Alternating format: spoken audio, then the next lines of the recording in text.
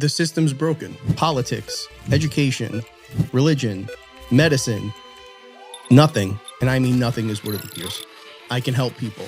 So either get solutions or get off the team. All right, it's the first episode of the Real Problem podcast with James Prendamano, where we're going to get to the bottom of uncovering the real problem in this world. And no, it's not me. It is you. No, you are the real problem. No, it is not me. We're going to be talking about some serious topics, but we'll have some fun along the way. You're not one of the serious topics, just to be clear. You said it, not me. Right? You're not a serious topic. I fucking hate my life. Go ahead. You're just a man making an observation. Okay. Anywho, it's important to identify the reason why we're even having these conversations. And it's a big mission of the whole Prendamano project, which is instill term limits in our government and to get education reform throughout the country. First, and why? And why? 100% why. And that's what I wanted to get into now is, honestly, from your perspective, you're a successful businessman, own thousands of parcels in New Mexico, have done $1,500, over 1,500 sales in transactional real estate. And now you're on this mission for educational reform and term limits. Why? The system's broken. The system is broken everywhere we look. And it's become, I had told you a while ago, there was these sparks, right? But it had become a compulsion to share the information, share it for free, help people. That was the original idea, is real estate is a low bar as far as licensing. And as an investor, you don't need a license at all. So if I could share ways that I've built wealth over decades with people for free, truly free, then I can help people. But that was its initial early vision, but there was more pulling at it, right? There was, okay, you can provide wealth for people, but I know a lot of wealthy people, that are some of the most miserable people you'll ever meet in life. They're not happy. So as you have some measure of success, and that's defined differently for everyone. Some people it's financial, some people it's not. To each his own. You start to get exposed to new ideas, new things. You repurpose your time a bit. And for me, it has just been everywhere I look. Everywhere. Things are not as they appear. We've talked a lot about memetic theory. In every single thing that is put in front of us, there's always a scapegoat, always a bad guy. And I've read every word of the Torah. I've read every word of the Bible, not because I'm a religious fanatic, because I needed to, and I don't even wanted to. It became a need to read the words because I didn't believe what I was being told was actually what was written. And boy, was that an eye-opener. But it's like everywhere that I look. Politics, education, religion, medicine, nothing. And I mean nothing is what it appears. So with that, I'll give you a quick story. An experience with a very successful developer, one of the larger developers in New York City many, many years ago. And they gave me what felt like this impossible task. And I came back to them and I was like, all right, I'm going to lay out all the reasons why this is just not feasible. And I went in prepared and laid out, we need a full council vote, we need a mayor's signature, we need all of these things to occur just to get the zoning. Then here's the issues we're going to have with actually pre-dev, dev, and post-dev, meaning pre-development, development, and post-development lease up. And he listened, and he listened, and he listened. And at the end of it, instead of a point-by-point guidance or answer or inspiration, he looked me dead in the eyes and he said, anybody can come to me with a list of problems. I only work with people that come to me with solutions. So either get solutions or get off the team. We need solutions in this world. And that's the why behind it is why do we, how do we, where do we, and identifying what you find when you look inside instead of looking up, instead of looking out, is the foundation for where I think we have to go. And then those changes, once people are looking in first, are transformative. So I've become really skilled at looking for the solutions whenever there's a problem, because everybody's talking about the problems today, right? Everybody's talking about the problems, but the real problem is nobody's giving solutions. So you talked about memetic theory, which is there's always the bad guy, there's a scapegoat. And before we've ever had this conversation, I've never heard of that before. And I was always blind to my beliefs. If you don't align, you're bad. But now, learning that from you, I'm seeing it everywhere I go. Like watching the debate last night. You got Zoran, Cuomo, and Sliwa all just pointing fingers. Like, don't talk to him because he's a Republican and he's aligned with Trump and he's a communist, so don't vote for him. And he had to leave because he was, accused of sexual assault. And it's just always pointing. And it can never be is, here's the question, let me answer it from my perspective. With a solution. Yeah. Right? But it's always, well, I'm going to do this and that guy's going to do that, which is bad, bad, bad. The easiest way to build consensus, and this is part of memetic theory when you read through its whole explanation, is the easiest way to unify people and rally them around a cause is to have a bad guy. That's the whole thing. Like, people get lost in the positive, good message. They just want to know who can they blame for their woes today. Much easier to do. And how do you possibly solve for those things if you don't get people looking inward first? Now, back to term limits, educational reform. Me and you will have conversations and we'll get more into it in this episode and future episodes. And you'll come to me and you'll bring up a topic and be like, how fucking blind are we as a society? And then you'll say the word, this is why we need term limits. This is why we need term limits. And I'm like, how the is he connecting this to term limits? How is he connecting this to educational reform? And we talked through it. You put it in a perspective that makes sense. And majority of people, when we first start talking about some of these topics, you're going to be like, wait, why are you talking about this when the purpose is that?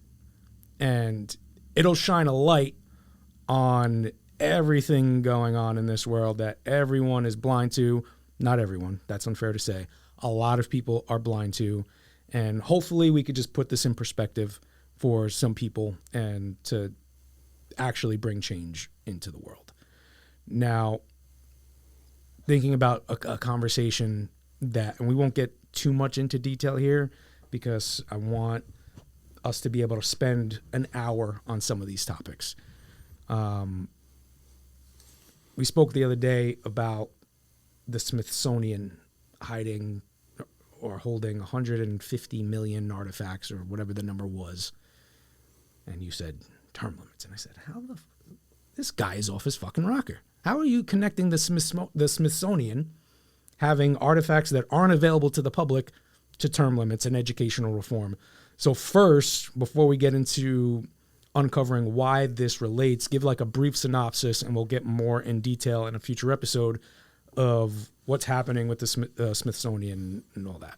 So the Smithsonian is the organization, I don't even want to say museum, it's the organization that is the go-to when there are discoveries and artifacts and things of note.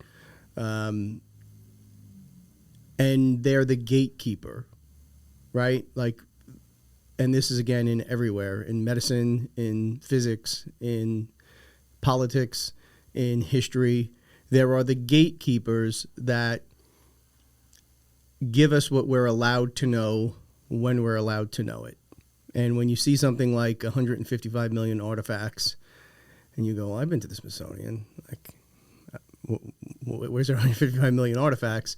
You dig a little deeper and you dig a little deeper and you find that there's a whole group behind the Smithsonian that is very well funded, and when things are found that don't align with the accepted historical timeline, they kind of get lockboxed and they just disappear. And then someone will take an interest in it. And I give you one example. I think it was a Congress member took an example of an interest in some artifacts that were sent to the Smithsonian. And this is going to sound really wonky because it's about giants, but of artifacts that were found in this cave, and artifacts that would be pretty hard to explain, but cool and interesting, like massive 10 and 12 foot coffins and like a size 23 sandal and just things that don't track for what we are told, what we know. And it went to the Smithsonian and disappeared. And this guy took an interest in it. Somebody brought it to their attention. It might have not even been a guy. It might have been a woman. I don't remember who the Congress member was. And they petitioned Smithsonian for it. And their response was like, yeah, we can't find it. And they didn't relent. And then it was, well, we did find it, but there's a mold problem. So we can't access it. Okay, how long? It's going to take years to remediate. It's just like there's always a piece. So then you dig a little further, right? And there was legislation passed that had said artifacts had to be returned if they weren't displayed in a year or two, whatever the timeline was for museums, because cultures were complaining like, hey, we want some of our artifacts back. And it applied across the board, but in the fine print, it excluded the Smithsonian. So dots, dashes, lines, right? When you see enough dots, they become dashes. You see enough dashes, they become a line. Not always a straight line, but there's a line. Like, what's going on here? So that's an example of something that is front and center for everyone. You know, it's Smithsonian, great, amazing, wonderful. But when you start to dig, you go, wait a minute. Is another example of where we are. This is such a curated experience that we're having every day. Nothing is real. Nothing is what it appears to be. Now, that's the real problem. Now, we could probably talk for an hour, 2 hours, or however long you can go on about the Smithsonian. But there's other things happening. You mentioned a proof of ancient giants, right? The excavation of, what was it, Göbekli Temple? Göbekli Temple. They started digging and then just stopped because for no reason. Well, they found symbols and descriptions that spoke to a society that predates the narrative of when we had civilized society. They stopped excavating. I think, Pete, you could look it up real quick. I think like 4% or 5% of Göbekli Temple has actually been excavated. It's a ludicrously low number where, again, you see these things and it just everybody accepts it. It's like, oh, well, yeah, we've got to preserve it. So, you know, we can't excavate. Like, no. 10%. We need to know. We deserve to know. And all of this shit is funded via tax dollars here in the States or overseas. It all comes from our money. It's our money that's keeping all of the real answers away from us. See, someone might be listening and say, why would they spend our tax money on that? Why would they spend our tax money on keeping it from us or on doing the excavation? Both. So I would imagine they would say, well, why would we spend the money on the excavation, not understanding that there are answers to be found, right? There are truths to be discovered. There's history to be learned. So I think that's a pretty simple answer. Why do they keep it from us? Because if it deviates from the accepted narrative, then it's a threat. Anything that speaks to a higher intelligence, a higher value for individuals, less of a need for government and control is a threat. So they keep us distracted. They keep us off the mark intentionally everywhere so that you don't dig deeper into these things, because all the answers are there. And the answers, which are so clear to me, would result in not only just a better place for humanity across the board. You don't need centralized power in the current form that we have in government. You don't need it. Imagine if kids were taught that they're unique, they're special, they have gifts, and we show them how to identify those gifts, how to empower themselves through curriculum, through, again, religion aside, core values and declarations and all the different things that we talk about, and they felt good about themselves instead of being a victim. Like, that's back to the memetic theory, is there's always a bad guy. And kids of all walks of life go through school and they feel like they're forced to learn stuff that just doesn't land. And they feel like a victim in school. They feel like a victim when they read the paper, when they're on social media, when they're talking with there's always that looming bad guy. And that's what keeps everybody in line. And we've spoken about this on recording. It wasn't a podcast episode. We were just having a conversation. But one thing I want to get into in greater detail, because we spoke about it briefly, is what the hell's going on with 3i Atlas and how, sites are getting shut down all of a sudden because of it.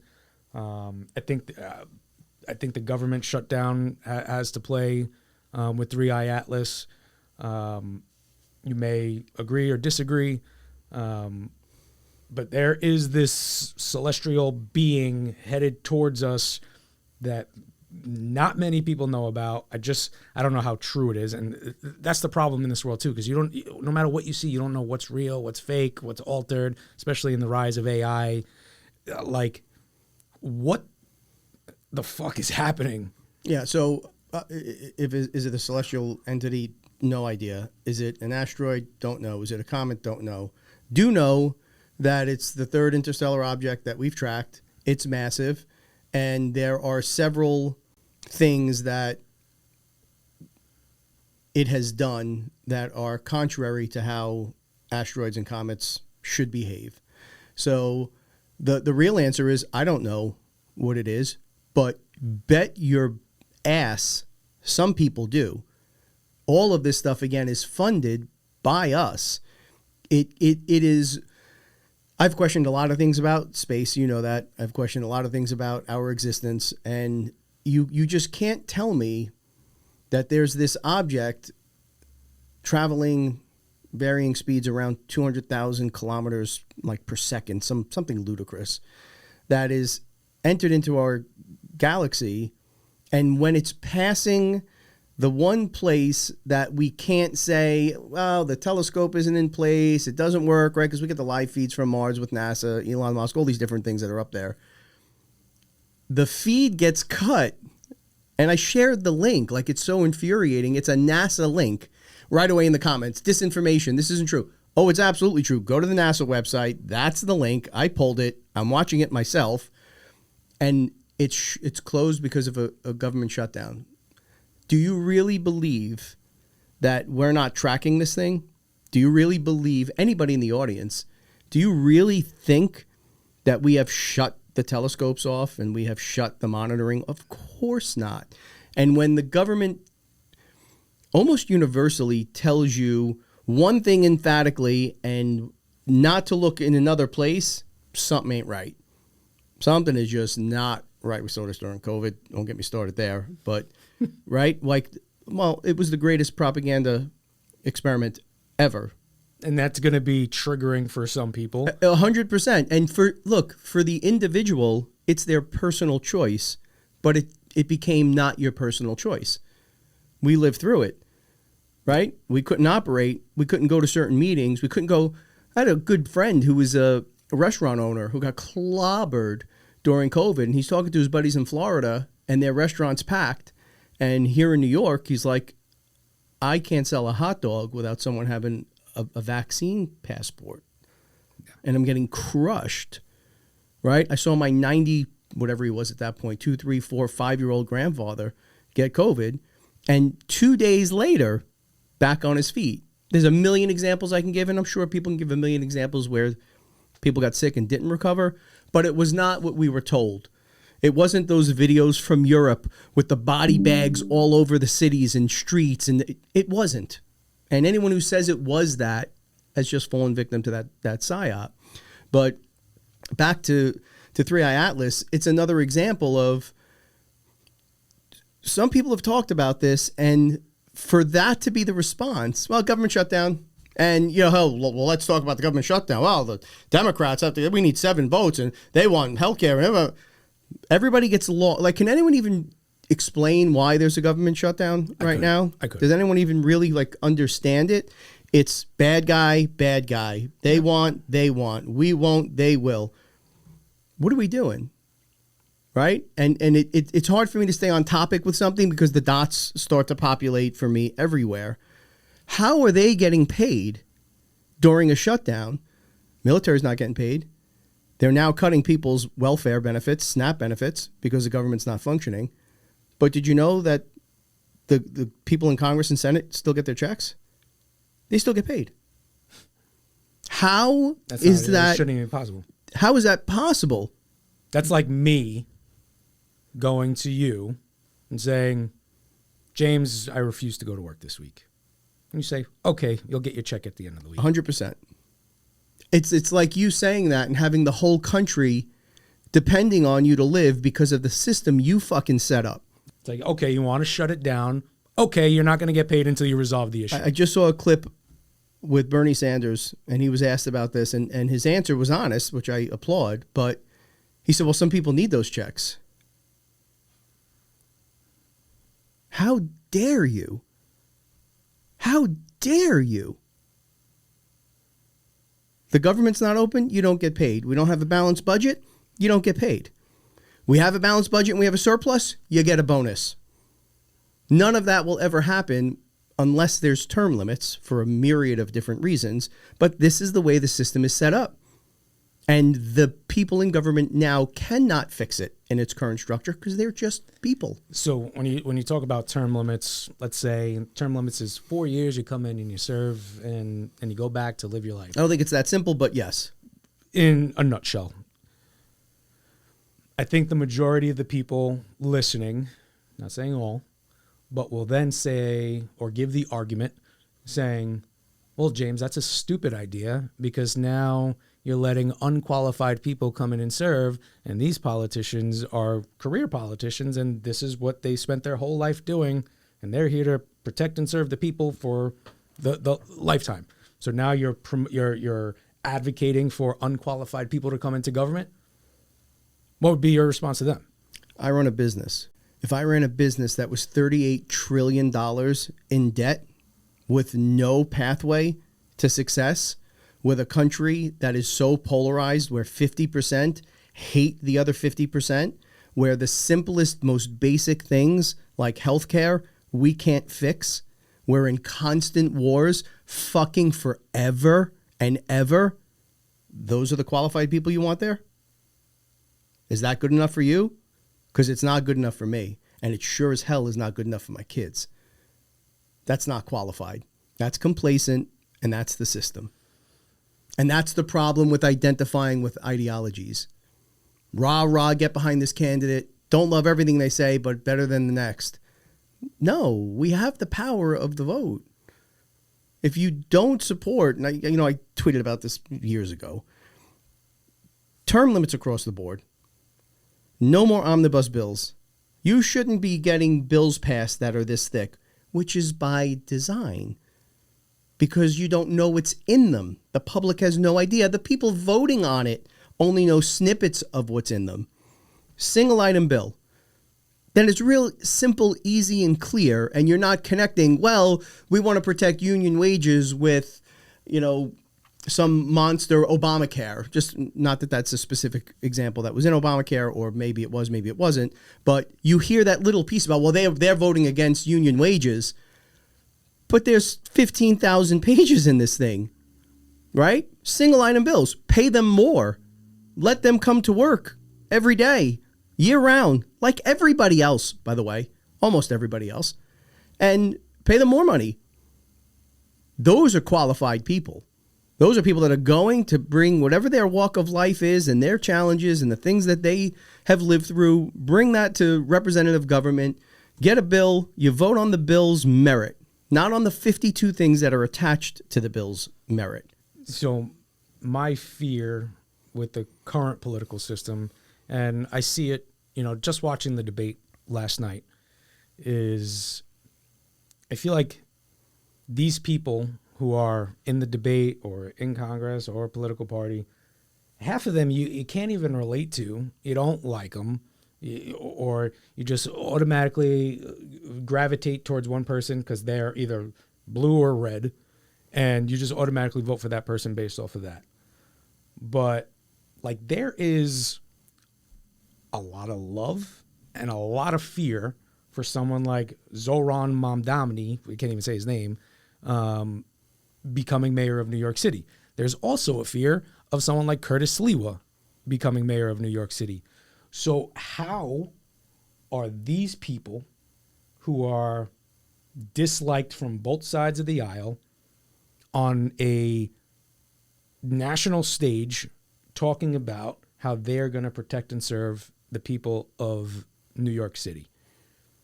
How do they even get there? So many of them get there through, which is another part of what gets fixed with term limits, outside money into elections, right? If I want to give a Congress member a max donation, I think it's $4,500 as an individual. If I want to donate $10 million or $100 million to a super PAC or a PAC, the PAC can invest in that candidate. You don't have to be from the district. You don't have to have a business interest in the district. In what we're learning now more and more, you don't even have to be from the country. Money's coming from all kinds of crazy places. And with that kind of money, using memetic theory, using these basic core, we talked about the CIA experiment, right? These basic core principles of how to manipulate people, it's very easy to make a candidate look like a grassroots person that is coming from nowhere and has all the support in the world of people. And it's just not true. We see it online all the time. There are so many bots. There's so much influence. There's so much money. It's not real. But well, nothing's real because lately, even if I watch a presidential debate, a mayor debate, what have you, all I can get, or I can't get out of my head is I remember being in elementary school, and then you'd have the class president, the people that were running for class president, go on stage and give the reason why they should become class president. And I remember being in 5th grade, watching the girl speak, and she said, well, I should become class president because if I am, I'm going to advocate for no homework on Fridays. And at the time, you're like, oh, that's great. You know, yeah, I want to vote for her for class president. You look back at it now, it's like, all right, that was pretty ridiculous, right? And I don't mean to single him out, but I use Zoran as an example. And say, yeah, I'm going to freeze all the rent in New York City. It's like, well, you can't do that. You just can't make that change happen. But career politicians get away with this vernacular that gets people feeling good. And I think Cuomo last night said it perfectly. It's like, hey, yeah, it's a good catchphrase to get people excited. How do we keep on falling for the same bullshit over and over again? Because we don't look in. All we do is look out, and we virtue signal and we identify with things that make us feel good. The real magic behind it is, imagine in that 5th grade class, whatever it was, if instead of those kids getting up and saying, well, I should be class president because there'll be no homework on Friday, which is a small example of them giving what people want, but that person probably wanted that also. You had a candidate that was running for your 5th school class presidency that had a $100 million war chest and pollsters engaging online with all of the people in school. What words, NLP, right? What words are tipping you in a positive way, in a negative way? What gestures do you like? What clothing should the person wear? They curate this entity, and you as a candidate, and again, they're only people, they're drawn to that power and influence, and they want that one. They want a free rent across the board. You know what? Free rent or freezing rent, okay, I can even have that conversation as long as we're having the other conversations behind it. I did a video years ago on good cause eviction when it was passed in the Albany House of Commons, and I warned everybody it's coming in New York. And people say, why did you decentralize your assets? Why did you move a lot of stuff out of New York? Because we saw the writing on the wall. When they passed good cause eviction, they put caps and pieces of legislature in place that would allow you as a tenant to go outside of what the normal rental rules were, right? And they want to freeze how much you can be increased, and there's got to be, immediate people in the family, and if something goes wrong, you can call your own contractor, and all I'm doing is watching all of these things play out, and I'm like, that all sounds great, but if you're going to freeze what we can increase our rents that we charge, you damn well better be freezing insurance. You better be freezing utilities. You better be freezing real estate taxes. You better be freezing all of that together. And that's where the arguments fall apart. It's phony. It's fake, right? There are, don't get me wrong, there are good real estate investors and there are animals. I'm not talking about the animals, and there are animals, but just the good guys get pushed out because they look at it and say, how can I possibly, if the cost of everything is skyrocketing and you're freezing rent, are we doing this to lose money? Are we doing this to not be able to turn a profit? Like, nobody's doing it for charity. And then government wants to come in and do government housing like that is for charity, and people get richer through that scam than through any private investor. I'll tell you that for sure. That whole system is rigged. But if you want to talk about freezing rents, if he came with a platform and said, and here's how we're going to address utilities where we freeze rents, here's how we're going to address real estate taxes where we freeze rents, here's how we're going to address payroll, here's how we're going to address insurance, here's how all the things that go behind owning a building, let's have that conversation. But it's easy to say we're going to freeze rent because every decent person, whether you own real estate or not, doesn't want people to not be able to live. If you're a decent fucking human being, you want people to be able to afford their life and flourish, right? Not just survive, but thrive. It sounds great. He's going to freeze, but they don't understand what goes into it. Yeah. And then when you really have the knowledge, you're removed from the discussion because you have the knowledge. Well, that would be inappropriate to have a conversation. Oh, that person's in the business. That's the only people you should be having the conversation with, at least to start. See, I have a problem because, I can't relate to really anybody that's up for nomination for New York City mayor. Cuomo, Zoran, Sliwa. I look at the three and I'm like, okay, I'm choosing not the lesser of three evils, but no one that I could just really relate to. The beauty of a mayor is, okay, I don't relate now, but what is it, 4 years that mayor term limit is up? 2 terms. The beauty is in a few years, I could have a say and change it. Under Bloomberg, they extended it, though. Did they? I don't know. Yeah, the city council voted on whether they can extend their term limits, their own term limits. They voted on it. Oh, yeah. We didn't vote on it. It passed. Oh, so shocking. Yeah. Why? It's not even a matter of why, but how does government get away with holding on to power and the public doesn't even blink an eye? Because, again, we don't feel good as a people. We don't look in. We look in times of difficulty, death, war, sickness, we look up. God, please get me through this. God, please cure this person. God, please, God, please, God. And then the event passes and your gaze kind of starts to come back down, right? That's just the truth of what happens for most people historically.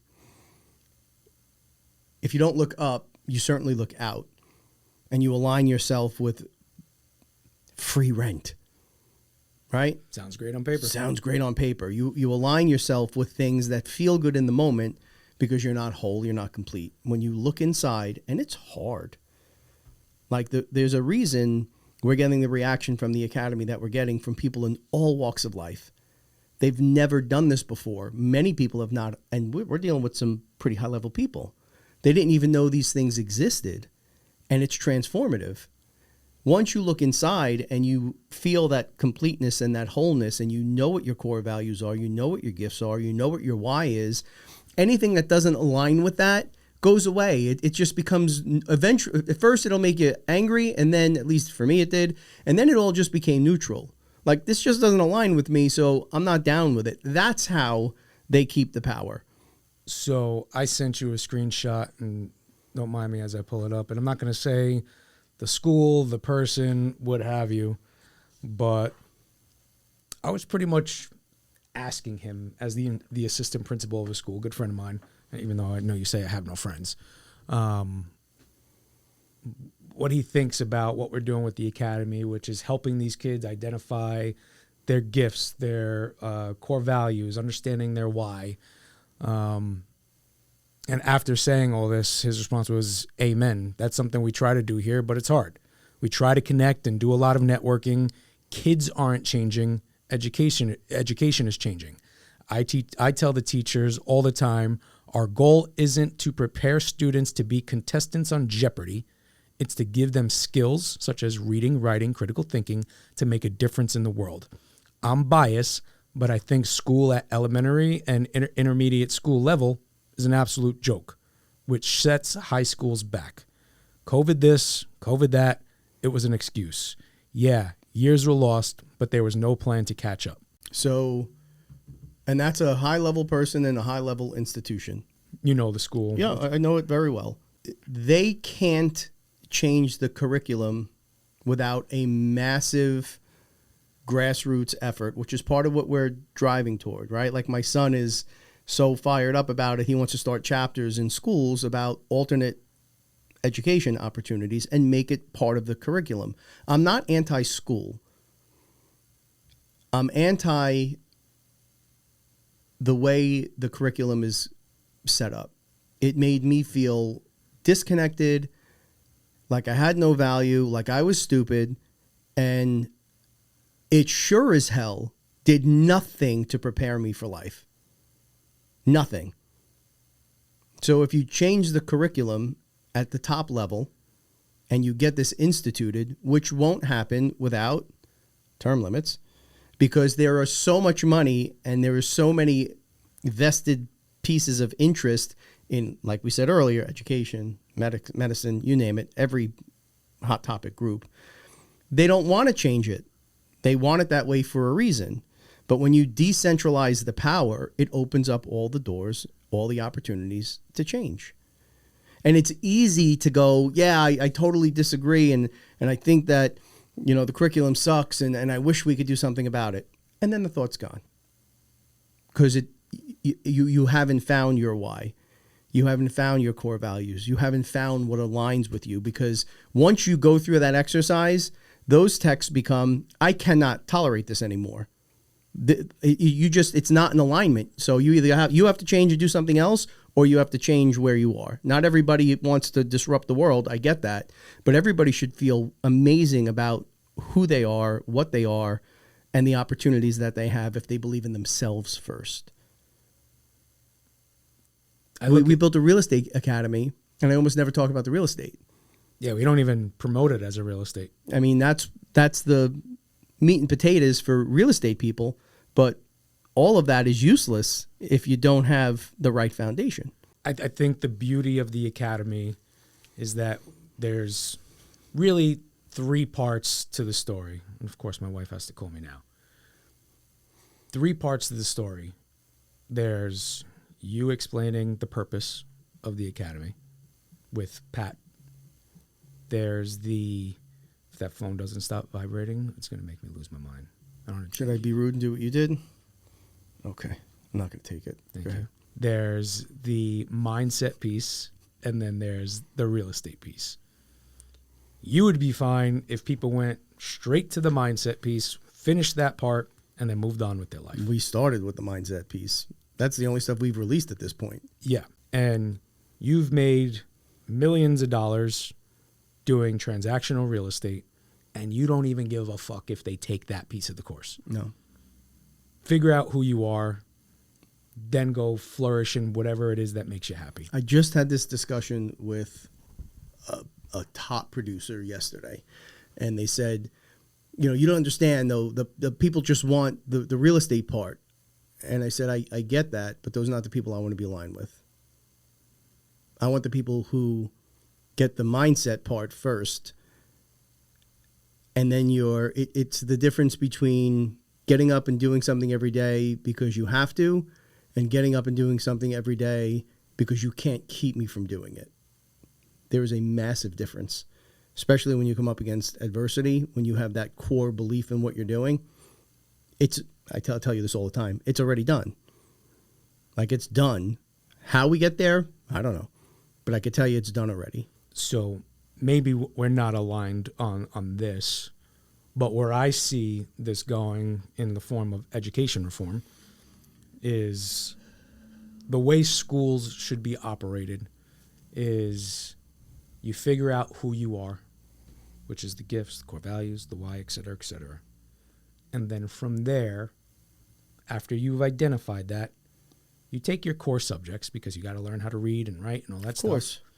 But the extracurricular stuff, or some schools call it electives, are based in a particular skill that you feel motivated to. Our example is real estate. So if someone took their mindset and said, wow, sales really drives me and problem solving really drives me, and yeah, I would like to take a real estate course. I would like to take a stock trading course, whatever it may be. That's how I see education forming, is figure out who you are and then start studying the craft you want to be excellent in at a very young age. Is that where you're going with the academy, or do you see it in a different way? I'm not controlling the outcome. I don't know where it goes. I know it has to be done.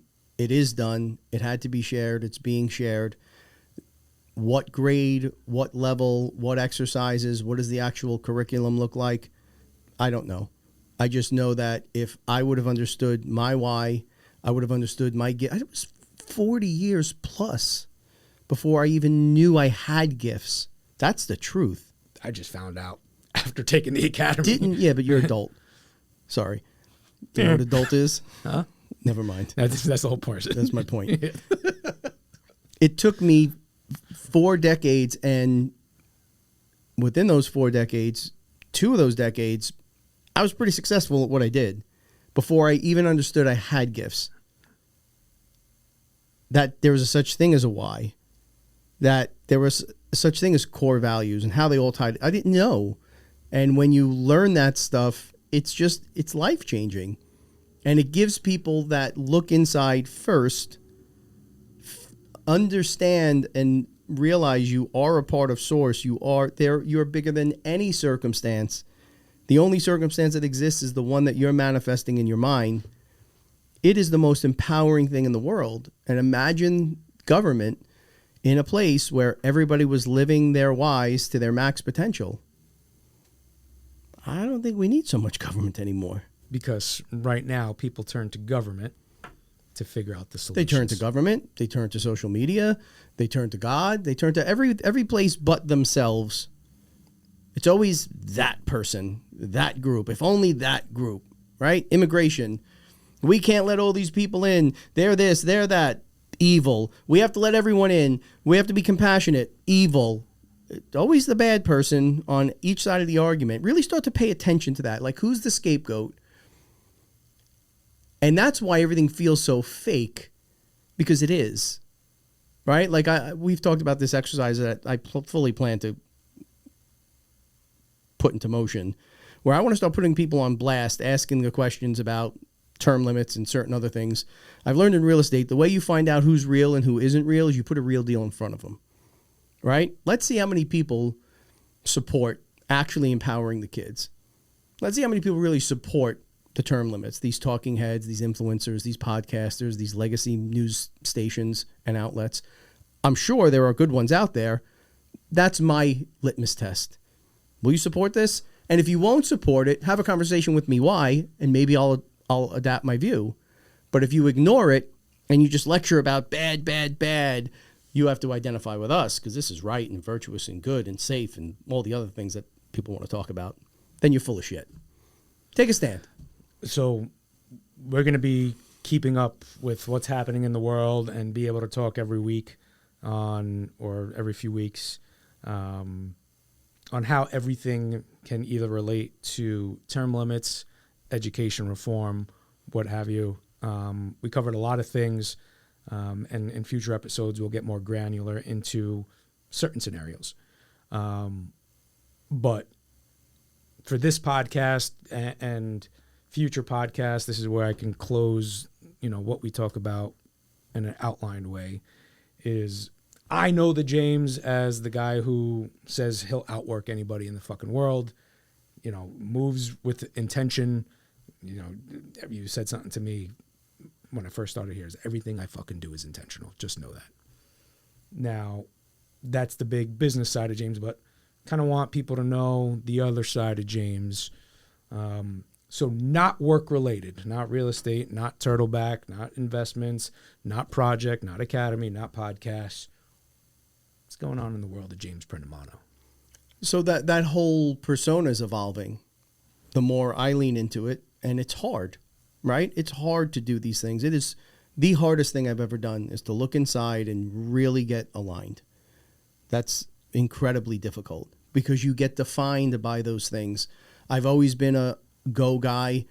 I'll run through any wall I need to run through. But as you get older, at least for me, and you do more reading and you get exposed to different philosophies, I've learned you don't have to do that. I would argue I'm more productive now than I've ever been in my life. You don't see me here before 10 o'clock anymore.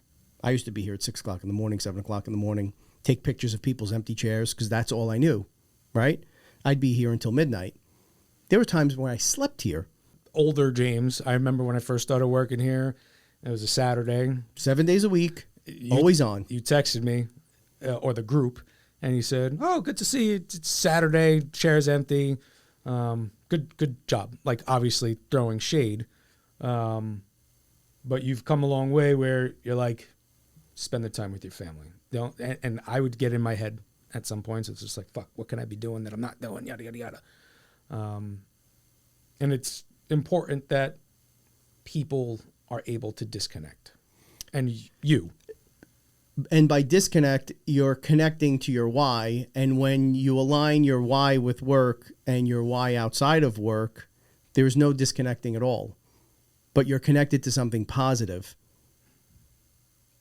Does that make sense? Yes. There's no substitute for hard work. Yes, there is. Intentional work. That's a substitute.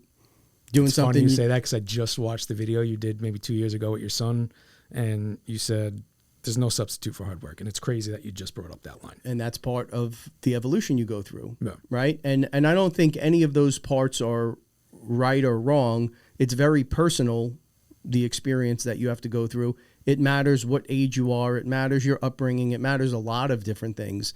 There is no one way to do it. I really identify with that Rogan, Goggins, Jocko mindset where when it's time to go, you go. But that go time is just now kind of like a universal thing, and it doesn't feel like a go time because I love what I'm doing and there's a purpose. For at least 20 to 25 years of my career, I was transactional and I made a lot of money and I did a lot of big deals, and I really didn't know why. And when you don't know why, there's no gratitude, there's no fulfillment, there's no grace, there's no any of that. You're void of all those things. When you can say, hey, I'm going to come up and I'm going to shoot this thing with Mike today. Why? Well, because it directly serves my purpose, right? I know what my purpose is. I know my why. I know my gifts. They're all aligned. I can come here and it doesn't feel like work. Well, you also worked with Pete for the past 10 years. And yes. That would really make it hard to feel fulfilled in life. Well, not quite as hard as working with you, but Pete's more neutral. You're just you. I am. I see you tried to throw me in there, Mike. Cool. You're a good example. And I'm not trying to be funny. I'm being serious. Oh, boy. If I would have dumped on you when you first came in, the manifesting, the declarations, all that stuff, you'd have been like, what? I would have probably thought you were a crackhead. Yes. You had to go through a little bit of trial by fire, and I had to see enough of the sparks to go, no, I made the right decision. Was that a compliment? Yes. Wow. Pete, say I'm it. being serious. Clip it. 50-minute You wouldn't have made some of the changes you've made. You wouldn't have set some of the intentions you set. You wouldn't have declared some of the things that you thought were impossible when you started, and you've already achieved them Yes. if you didn't go through that process. So it's not that you shouldn't work hard. You should work hard. You shouldn't grind. You should grind. Everyone's got their own journey, but when you're looking in for the answers instead of everywhere else, social media, Jocko, you didn't get that equipment, good. You didn't, good. And I've adopted a lot of that, but now in the lens of does it serve who I really am and what's really important to me? That's when it just becomes magic. The doors open, and you're seeing it. Doors open everywhere around you. The universe really does say, okay, walk through the door. Yeah. Right? Because you feel it, you live it, you know it, and you feel good about it. You don't have to feel bad and grind and work. That defined me for decades. I will work until I was totally fine dropping dead of a heart attack at 40 years old if I was putting everything I could put into work and I wouldn't be outworked. That's crazy. That's crazy. The wife, the kids. Well, I'm providing for them. That's enough. Go, get fucked. It's not enough.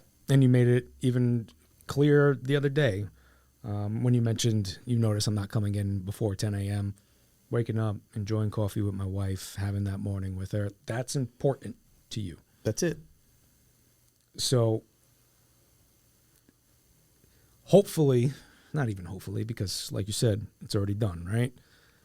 People can just listen to stories that we talk about, whether it's current events, personal situations, and feel inspired, go out, fight for change, and make change actually happen. That aligns with who they really are, not that aligns with an email you got Or with whatever the fuck we're talking about. social here. media, or because these echo chambers will kill you.